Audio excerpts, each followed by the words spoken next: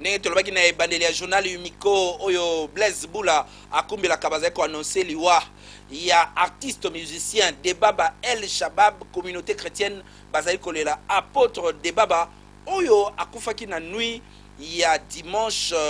passé. Équipe ya Lingala Facile en tête, coordonnateur Zachary Bababa Soué elongo na William Bibou pe accompagné na l'unique dame oyo tozakane na Lingala Facile Nana Mwadi bakendaki kotika gerbe de fleurs na bango na kombo ya équipe mobimba ya Lingala Facile pe Direct TV na matanga ya papa Okuka oyo azali bongo mobali ya papa Biomba pe azali bongo papa ya artiste musicien Oli 5 Tala Awa ndenge gerbe de fleurs ya Lingala Facile oyo ezalaka toujours aux cheveux ya bato bazali ko souffrir pemeni ya bato yo bazali kolela pe ezalaka toujours wana pona kolanda bakino nyonso ndenge bazali ko vivre tozalaki mokolo ya lelo na deuil oyo ezwaki famille monene ya mama Biomba oyo bino nyonso boyebi.